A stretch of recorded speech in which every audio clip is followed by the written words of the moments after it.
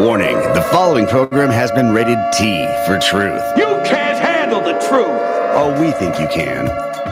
Welcome to the Naked Truth Report with your host, truth warrior and mythbuster, Kathleen Wells. The place where we distinguish fact from fiction, where data is used to drive points home, and where Kathleen takes the position that Democrats and black politicians have destroyed Black America. Welcome to the Naked Truth Report. Now, your host, Kathleen Wells. Hi, everyone. Guess what? It's me, Kathleen Wells, host of the Naked Truth Report. And I'm sitting here with my guest, Ian Henderson, who I met at the National Association of Scholars. Yeah, that was a wonderful event. In fact, I want to talk about it a little bit more. In fact, I'm going to have Ian talk about it. Hi, Ian. Hi, Ian. Hi, how you doing? Glad to be here. Thanks again for having me on. Yeah, you look a little awkward sitting there. We're trying to get the camera thing right, but I'm gonna have, we're working it out. We're working it out. I'm gonna have Kevin come in and help me with the camera because the live stream, we don't have the camera right on the live stream. I don't know why. Maybe we have the wrong. I don't know what's going on with the live stream, but I'm gonna have someone. I'm going to have Kevin, my engineer. I see he's talking to Jeff. I'm going to have him work on that, but we're okay with the Facebook Live. It's perfect. Okay, the Facebook Live is fine. So anyway, I met Ian Henderson at the National Association of Scholars 2 Saturdays ago, and it was a wonderful event. We talked about, basically, we listened to academicians, scholars talk about how the universities and colleges are basically indoctrinating the students with propaganda, with a liberal ideology. It was quite an anomaly, actually, seeing a bunch of academics that weren't leftists. Just a bunch of very, very solidly conservative or moderate academics that were willing to have an honest conversation about policies and talk about subjects that were possibly controversial, but talk about it in a solid, straightforward manner that was well researched and articulate manner. Well, basically what they were saying is that students are being indoctrinated to embrace socialism. They're not learning. So that was the gist of it. Mm-hmm. They were being indoctrinated to embrace, in other words, students are now like Alexandria Ocasio-Cortez. Yeah. She represents what young kids are getting now, that kind of thinking, that kind of, they think that's the right way to think. Yeah. And it's no longer education. It's indoctrination. You're going into college expecting to learn all these great things, and all they're teaching you is how to be an activist in most of the social sciences and liberal arts. A social areas. Justice warrior. Yeah.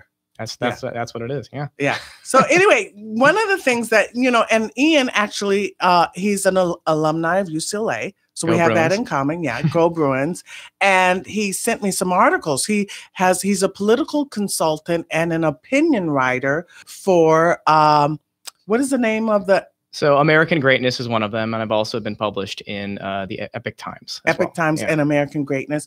Yeah. Epic Times is fantastic. Yeah.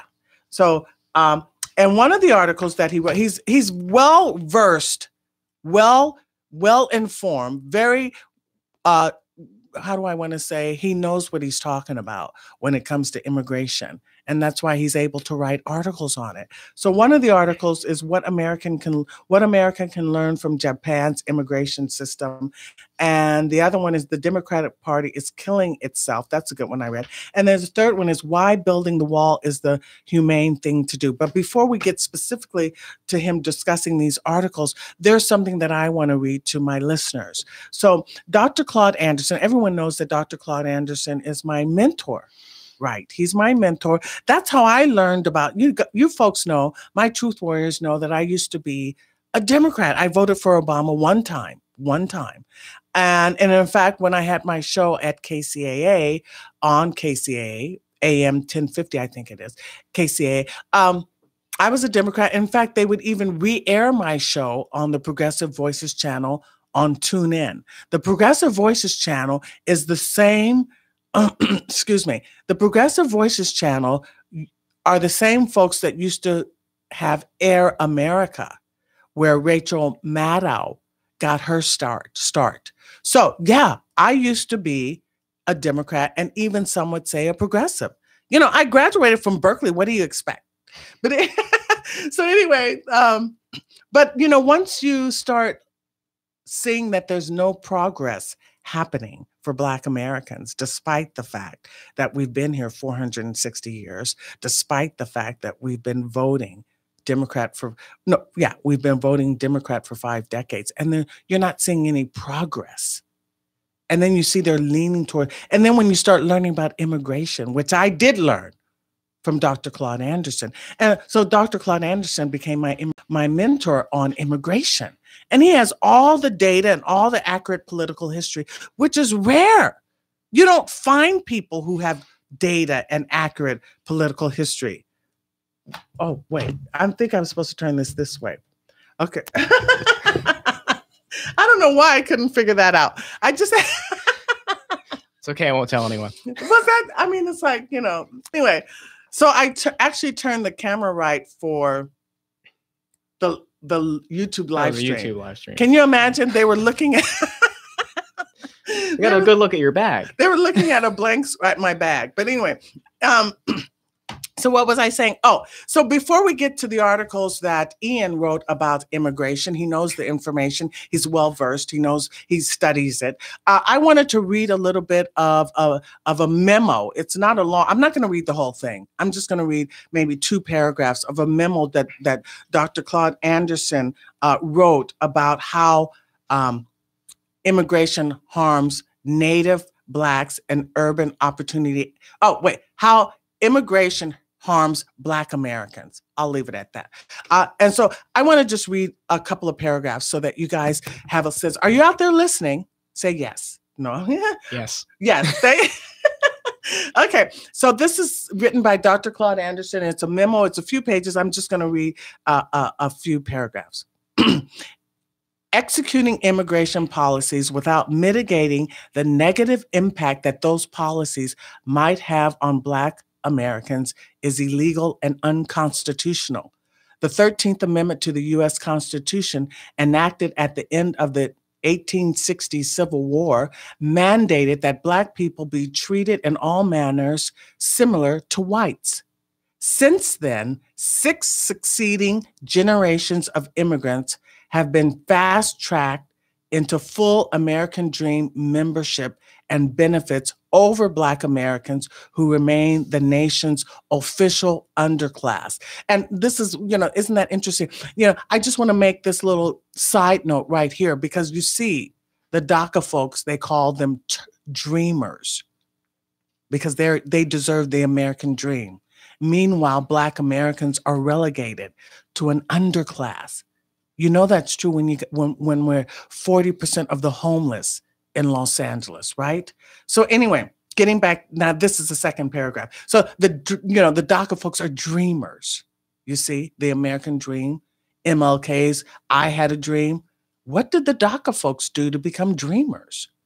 Anyway, Black Americans remain an obsolete and abandoned labor class because the original mandates of the 14th Amendment of the U.S. Constitution have been ignored, violated, and corrupted. The 14th Amendment stipulated and mandated that all levels of government exercise all necessary means to lift the legacies and burdens off the shoulders of Black Americans. These constitutional amendments were the collective base for the 1866 civil rights laws designed to correct the 1857 Dred Scott decision that held that a Black man had no rights a white man was bound to respect. These laws were intended not for all people, but to specifically correct the systematic injustice imposed upon Black people. And when I say Black people, I'm not talking about Kamala Harris, am I? We're talking about the ones whose ancestors suffered. This is my side note. We're talking about the Black folks, the Black Native Black Americans born in the United States whose ancestors were subjugated to slavery, Black codes, sunset laws, meritorious manumission, Jim Crow, illegal aliens, political correctness. Do you get it? So anyway, this is the paragraph I'm going to go to, and then we're going to let Ian talk because I talk too much. And I mean, I could go on and on. Anyway, throughout this nation's history, there have been successive waves of immigrants that block the access of Native Blacks to or push them off of the upward mobility ladder of success. After slavery, over 100 million European immigrants displaced Blacks in every labor and professional occupation. Since slavery, Black displacement continues unabated. And then he talks about the areas. He goes into space, economics, unemployment. And, you know, it's a beautiful memo. It's a beautiful memo. And my job, I'm trying to get this memo to President Trump. It's a memo written by Dr. Claude Anderson. So anyway, now I'm going to bring Ian back into the conversation. So Ian, tell me, how did you get interested in the issue of immigration? It's a long story. I was always concerned about illegal immigration, even going back to like when I was in middle school when George Bush was president. But I never was really at the forefront of my political concerns. I was more concerned about taxation and foreign policy, which I still am concerned about. But it wasn't until really when it started building up under the Obama administration, particularly with the DACA situation, that I really took interest in illegal aliens coming into the United States and illegal migration. Not immigration, migration, because the term immigration means it is legal. So to use the phrase illegal immigration is literally oxymoronic. Right. You know, and that's something that I've talked about last week, how the Democrats and the media, they have terms and words, and the American people embrace these terms and words, and these terms and words are not accurate. And an example is immigration. They say that illegal aliens are immigrants. They are not. Okay, go ahead. And going into that, I come from Orange County, which is, you know, I love my home. And one area in particular that I like to cite is the city of Santa Ana, which over time has become nothing more than an extension of Mexico. It's an enclave where a large number of people, particularly the older generation, don't use English. They don't speak English, or if they do, it's very broken. I find myself running into a lot of people in that area that can't speak English at all, maybe a few words here and there. But my main concern over time, seeing this influx of Latin American immigration in the United States, is the development of these ethno-religious cultural enclaves and the gradual decay of a functioning society. How can you have a functioning society when you can't agree on the same morals, on the same ways to run that society, and even speak the same language? Society is going to decay and fall apart if you can't agree on having just the simple fundamentals. American values. Exactly. And it starts with learn the language, English. There must be a lingua franca, or a commonly spoken language, in every society for that nation or society to function. That's first and foremost. Equally important are shared values, which are rooted in religion, a shared heritage, shared history, which many of these people don't share or care about. They just, in many cases, not all, people come here for the economic opportunities, and that's it. And they don't know our history. They don't know American history, and they don't know Black American history. Not at all. Which is Black Americans, we're Americans. To the core. Yeah. And that, I've talked about this before. It's like the reconciling between Black America and white America. It has been going on for 460 years. And every time we're getting ready to get there, and basically with the 1965 Civil Rights Act, we were on our way. But here comes the Immigration Act to just get us off course. Yeah. And I think you saw with the Civil Rights Movement, an impact, or I guess a moment in American history where there was going to be some progress between white and Black Americans. Right. We saw a glimmer of hope. Right. And then right a year afterwards, after the 64 Civil Rights Act, there was the 65 Immigration and Nationality Act, which allowed for the gradual huge influx of immigrants from all over the world to come into the United States and upset that progress that was just starting to happen between whites and Blacks, where if that law hadn't been passed, we would have seen that progress to gradually, come to being. Take hold. Yeah. And in fact, it's so clear. Everyone who has a thinking cap on realizes this because we've gone backwards.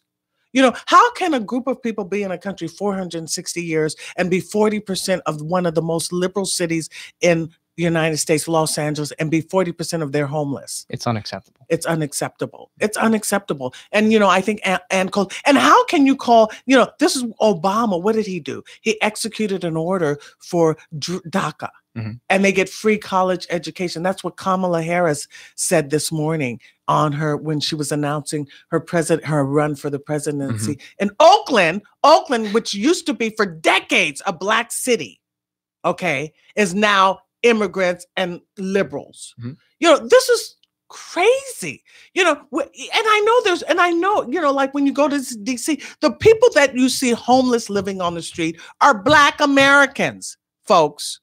You don't see immigrants sleeping on the street. You don't see illegal aliens sleeping on the street. They have Black folks' jobs, okay? That's just the bottom line, okay? And we're not prioritizing our citizens. White American, Black Americans, and Native Americans who have been here since before America was even a nation. Right. We're prioritizing cheap, foreign, uneducated, unskilled labor because people they don't want to pay good, hardworking Americans a decent wage. Instead, they want to bring in foreign labor that will work under the table. And it's a slap in the face to Americans that we call them dreamers. They came illegally with their parents, and we call them dreamers, and we give them free education. As if we don't have dreams as Americans, right? White and Black Americans. And and this is something that Trump talked about. And this is why I titled this show, President Trump, please listen to, I said, President Trump, listen to honest and knowledgeable Black Americans on immigration, and you'll get that wall. Because when you bring Black Americans in on this conversation, it changes everything. And you notice they don't have, you got your Black Democrats who have sold out Black Americans who are giving lip service to the Democratic Party. I mean, they're just shucking and jiving behind Nancy Pelosi like nobody's business.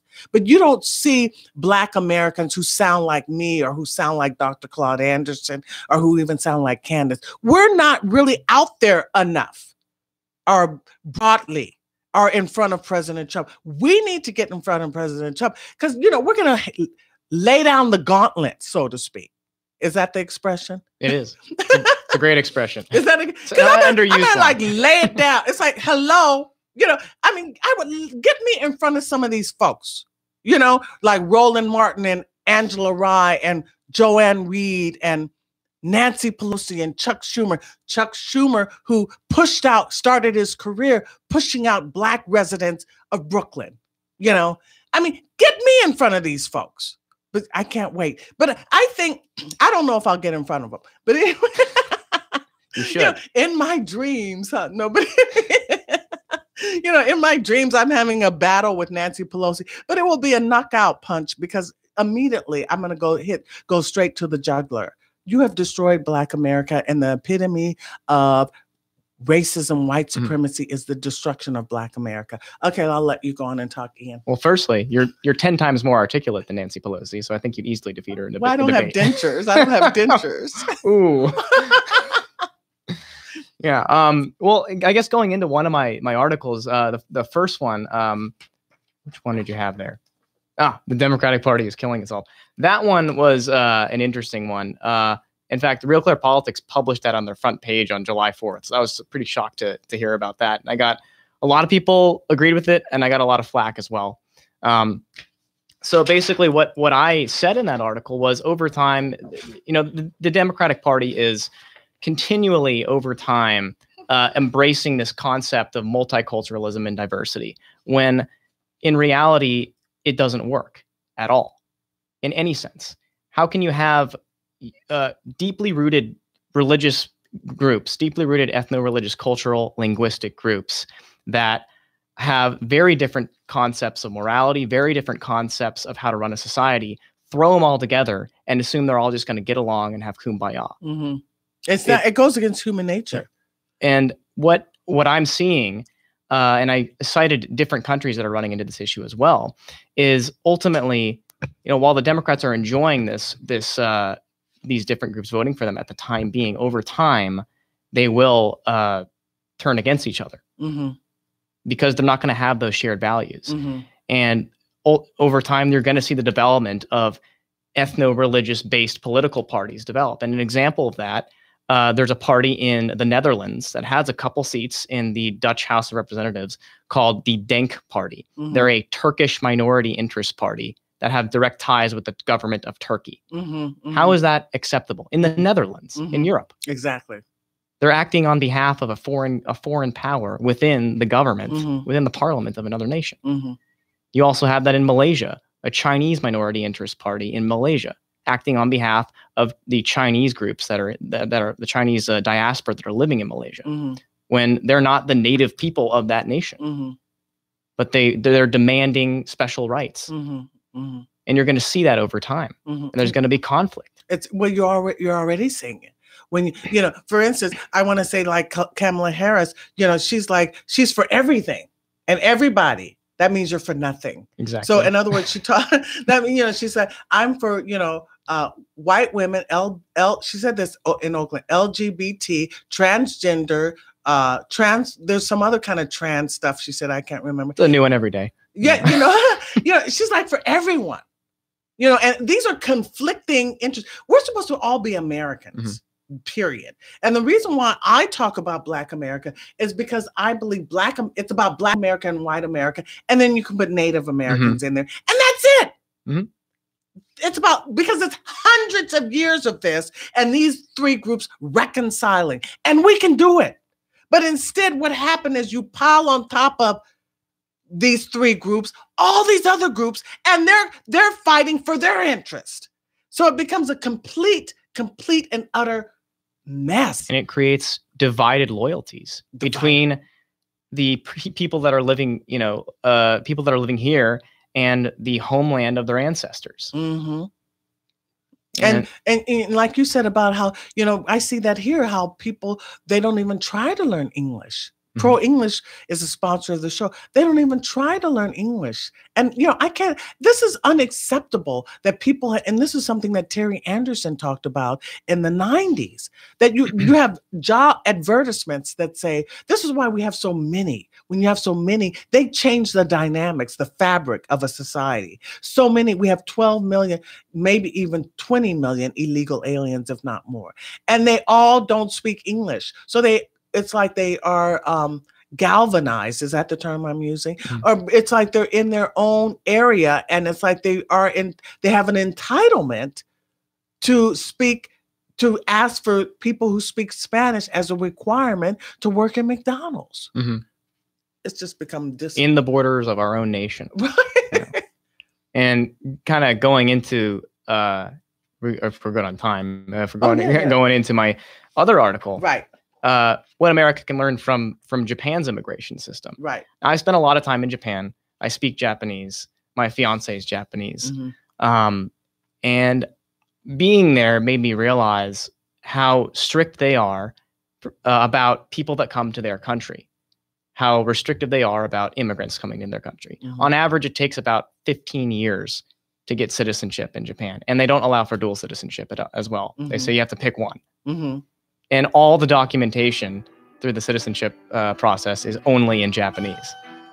So you have to speak Japanese. Yeah. Okay. I'm speaking with Ian Henderson, who is a political consultant and an opinion writer. And he has two articles, or we're going to go over the third article. The Democratic Party is killing itself. It's on AmericanGreatness.com. And then What American Can Learn from Japan's Immigration System. That's on AmericanGreatness.com. And when we come back from the break, we're going to talk about his third article, Why Building the Wall is the Humane Thing to Do. So I'm with Ian Henderson. This is the Naked Truth Report. I'm your host, Kathleen Wells, and we'll be right back. My wife said we gotta talk. She said I know I took it for better or worse. That was a mistake.